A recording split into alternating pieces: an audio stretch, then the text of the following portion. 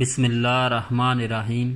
میری دوستوں سے گزارش ہے کہ ویڈیو کو لائک کریں، شیئر کریں اور چینل کو سبسکرائب کر دیں، ساتھ میں بیل آئیکن کا بٹن بھی دبا دیں تاکہ نئے آنے والی ویڈیوز آپ تک پہنچتی رہیں۔ کہنے لگا کل ہم ایسے 4 متحرک قلعے اور بنائیں گے۔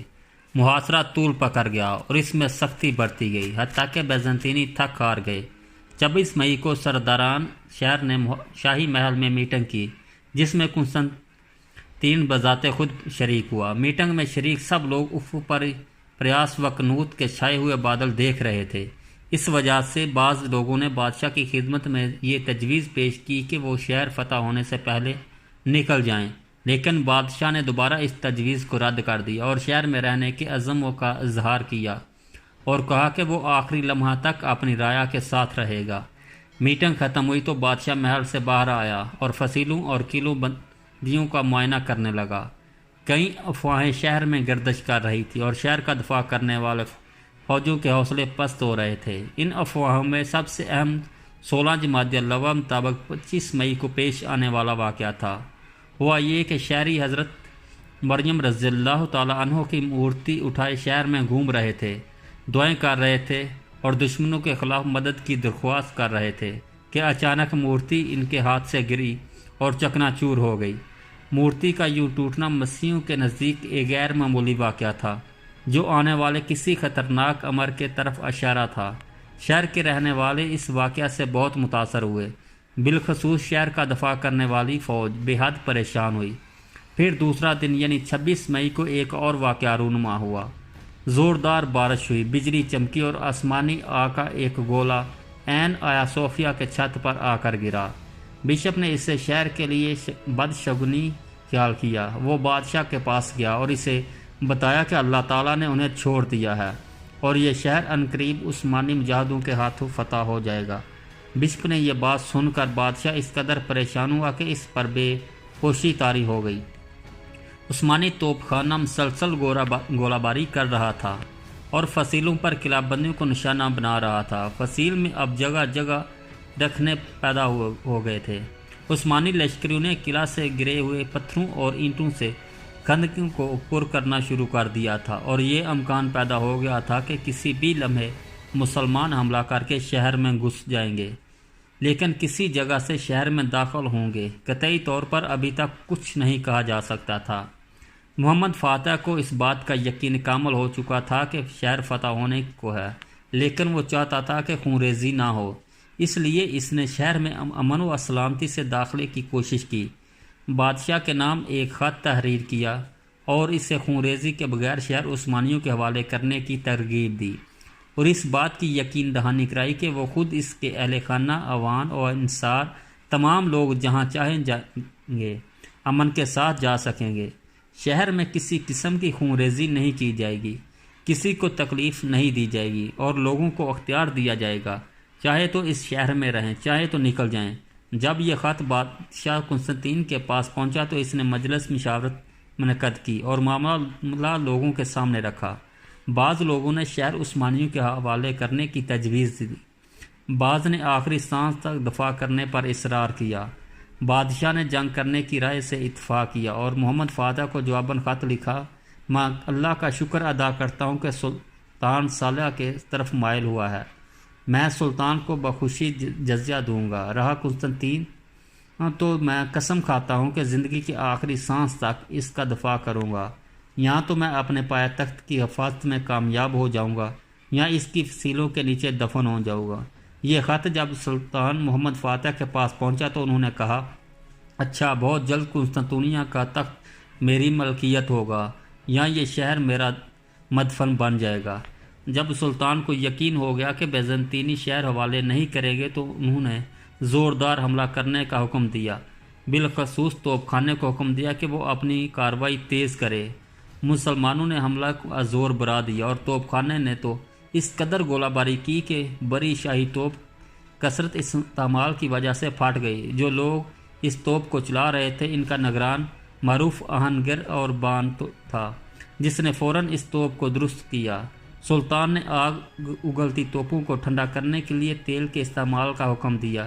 یہ ترکیب کارگر ثابت ہوئی اور ایک مرتبہ پھر شہر پر گولہ باری بچھار ہونے لگی، بلکہ مسلمانوں توپچیوں نے اس مہارت سے گولہ باری کی کہ گولے فصیلوں اور بند قلعوں کی گزر کر شہر کے وسط میں گرنے لگے۔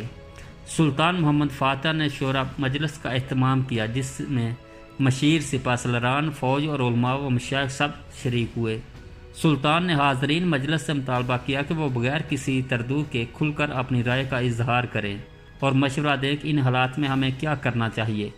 بعض لوگوں نے محاصرہ اٹھا لینے کا مشورہ دیا۔ ان لوگوں میں سلطان کے وزیر خلیل پاشا پیش تھے۔ پاشا نے کہا، ہمیں محاصرہ اٹھا لینا چاہیے، اور اگر مسلمان شہر پر حملہ کر کے اسے فتح کر لیتے ہیں تو اس میں خون ریزی سے اجتناب کرنا چاہیے اور مسیح یورپ کی ناراضگی مول نہیں لینی چاہیے۔ اس کے علاوہ اس نے کئی اور باتیں بھی کی۔ کہا جاتا ہے کہ در پردہ خلیل پاشا بیزنطینیوں سے ملا ہوا تھا اور ان کو بچانا چاہتا تھا۔ حاضرین میں سے بعض لوگوں نے فتح تک حملے جاری رکھنے کی تجویز پیش کی اور کہا کہ ہمیں یورپ اور یورپ کی فوجوں کو نیچا دکھانے کی ہر ممکن کوشش کرنی چاہیے۔ انہوں نے اس بات کی طرف بھی اشارہ کیا کہ فتح کو مکمل کرنے کے لیے سپاہ میں جوش و ولولہ پیدا کرنا چاہیے اور ایسی باتیں نہیں کرنی چاہیے جن سے ان کا جہادی جذبہ پست ہوتا ہو۔ یہ رائے ایک بہادر سپہ سالار کی تھی جس کو کئی دوسرے لوگوں کی حمایت بھی حاصل تھی۔ ان کا نام زوگنوش پاشا تھا۔ یہ البانی الاصل تھا، جو پہلے نصرانی تھے اور بعد میں انہوں نے اسلام قبول کر لیا تھا۔ انہوں نے سلطان کے سامنے یورپی فوجوں کے کمزور پہلوؤں کی نشاندہی کی اور تجویز دی کہ سلطان کو قطعاً محاصرہ نہیں اٹھانا چاہیے۔ تاریخ کی کتابوں نے زرگنوش پاشا کے موقف کو اس طرح ذکر کیا کہ انہوں نے کہا، سلطان محمد فاتح نے جو ہی زرگنوش سے اس کی رائے پوچھی تو وہ یوں بیٹھ گیا جیسے ابھی اٹھنے کے لیے تیار ہے، اور ترکی زبان میں قدرے چیختے ہوئے گویا ہوا، حاشا وکلا اے سلطان، ہرگز ہرگز نہیں۔ خلیل پاشا نے جو رائے دی ہے میں اسے کبھی قبول نہیں کروں گا۔ ہم یہاں صرف اس لیے آئے ہیں کہ اللہ کی راہ میں جانیں ہار دیں، اس لیے نہیں آئے کہ واپس پلٹ جائیں۔ ان کی گونج دراز آواز نہیں حاضرین کو بہت متاثر کیا اور لمحہ بھر کے لیے مجلس پر خاموشی طاری رہی۔ زوگنوش پاشا نے اس کود کو توڑا اور سلسلہ کلام جاری رکھتے ہوئے کہا، خلیل پاشا اپنی اس بات کے ذریعے تمہارے اندر سے حمیت و غیرت کی آگ بجھانا چاہتا ہے۔ وہ شجاعت و بہادری کا گلا گھونٹنا چاہتا ہے، لیکن اسے ہر صورت منہ کی کھانا ہوگی۔ ناکامی اور نامرادی کے علاوہ اس کے ہاتھ کچھ نہیں آئے گا۔ اسکندر اعظم کا لشکر جو یونان سے اٹھا ہندوستان پہنچا اور ایشیا کے ایک وسیع و بہت بڑے علاقے پر قبضہ جما لیا۔ ہمارے اس لشکر سے بہت بڑا نہیں تھا۔ اگر اسکندر اعظم کا لشکر ان وسیع و عریض علاقوں پر قبضہ کر سکتا ہے تو ہمارا لشکر پتھروں کے اس ڈھیر سے کیوں نہیں گزر سکتا؟ خلیل پاشا کا کہنا ہے کہ مغربی حکومتیں ہم پر حملہ آور ہو جائیں گی اور ہم سے فتح قسطنطنیہ کا انتقام لے گی، لیکن یہ مغربی ممالک ہیں کیا؟ وہی لاطینی ممالک جو ایک دوسرے سے برسر پیکار ہیں اور ایک دوسرے کو نیچا دکھانے میں مصروف ہیں۔ کیا بحر متوسط کے ملک جو سوائے ڈاکہ زنی اور چوری چکاری کے کچھ کر نہیں سکتے؟ اگر یہ ممالک بیزنطینیوں کی مدد کرنے کے اہل ہوتے تو اب تک میدان میں آ چکے ہوتے اور ان کے لشکر ہم سے برسر پیکار ہوتے۔ ان کے جہاز سمندر کی لہروں کو چیرتے ہوئے ہمارے جہازوں سے ٹکرا چکے ہوتے۔ ہم فرض کرتے ہیں قسطنطنیہ کے سقوط کے بعد یورپ پورا ہم پر ٹوٹ پڑے گا اور ہم سے جنگ کرتا ہے، تو کیا ہم بے بس و حرکت ان کے سامنے کھڑے رہیں گے؟ کیا ہمارے ہاتھ بندھے ہوئے ہیں؟ کیا ہمارے پاس ایسا لشکر نہیں جو ہماری عزت و کرامت کی حفاظت کر سکے؟ اے سلطنت کے مالک، آپ نے مجھ سے میری رائے دریافت کی ہے۔ میں واضح الفاظ میں اعلان کرتا ہوں، ضروری ہے کہ ہمارے دل پتھر کی مانند ہوں۔ ضروری ہے کہ ہم کسی سستی و کاہلی کے بغیر جنگ جاری رکھیں۔ ان کام کو ہم نے شروع کیا اور ہم پر لازم ہے کہ اس کو پائے تکمیل تک پہنچائیں۔ ہمیں اپنے حملوں میں شدت و تیزی لانا چاہیے۔ ہمیں نئے رختے پیدا کرنے چاہیے۔ ہمیں دشمن پر مردانہ وار ٹوٹ پڑنا چاہیے۔ میں تو صرف یہی جانتا ہوں اور اس کے علاوہ کوئی اور بات عرض کرنے کی سکت نہیں رکھتا۔ یہ باتیں سن کر محمد فاتح کا چہرہ خوشی سے تھمتھا اٹھا۔ اس کا دل بہت خوش ہوا۔ وہ سپہ سالار ارطغرل خان کی طرف مڑا اور اس سے اس کی رائے طلب کی۔ طارق خان نے فوراً جواب دیا، زوگنوش پاشا نے جو بات کی ہے وہ بالکل ٹھیک کی ہے۔ اے میرے شاہ میں اس رائے سے اتفاق کرتا ہوں۔ سلطان نے اپنے مرشد آقا شیخ شمس الدین اور مولانا قرانی سے اس بات کی رائے کے بارے میں استفسار کیا۔ سلطان ان پر پورا اعتماد کرتا تھا۔ انہوں نے بھی زغنوش بادشاہ کی رائے سے اتفاق کیا اور کہا جنگ جاری رکھنا ضروری ہے، اللہ نے چاہا تو عنقریب ہمیں کامیابی و کامرانی حاصل ہوگی۔ یہ باتیں سن کر حاضرین و جوش ولولہ کی لہر دوڑ گئی۔ سلطان محمد فاتح بہت خوش ہوا اور دونوں بزرگوں کی فتح و نصرت کی دعا کی وجہ سے اسے بہت اطمینان حاصل ہوا اور بے ساختہ اس کے دل سے یہ جملہ نکلا، میرے آبا و اجداد میں کون طاقت و قوت میں میری طرح تھا۔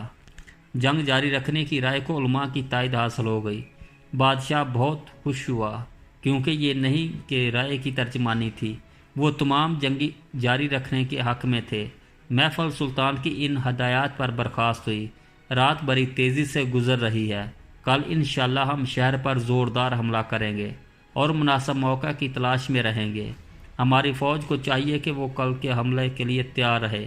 18 جمادی الاول مطابق 27 مئی کو سلطان نے اپنے سپاہ کو تلقین کی کہ وہ اللہ تعالیٰ کی بارگاہ میں عاجزی و انکساری کا اظہار کرے، اپنے دلوں کو شیطانی وساوس اور برے خیالات سے پاک کریں اور نماز عطایت عاجزی اس کے حضور میں التجا کر کے اس کا قرب حاصل کریں تاکہ اللہ تعالیٰ فتح کو ان کے لیے آسان بنا دے۔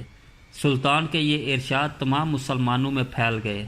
ہدایات دینے کے بعد سلطان نے شہر کی فصیلوں کا معائنہ کیا، ان کی موجودہ حالت کو دیکھا، دفاع کرنے والی فوج کے بارے جو اطلاعات ان تک پہنچی تھی ان کے بارے مزید معلومات حاصل کی، ان مقامات کی نشاندہی کی جہاں گولہ باری مقصود تھی، اپنی فوج کی حالت کو دیکھا اور ان کو کوشش اور دشمن کے خلاف جہاد میں تمام وسائل قربان کرنے کی تلقین کی۔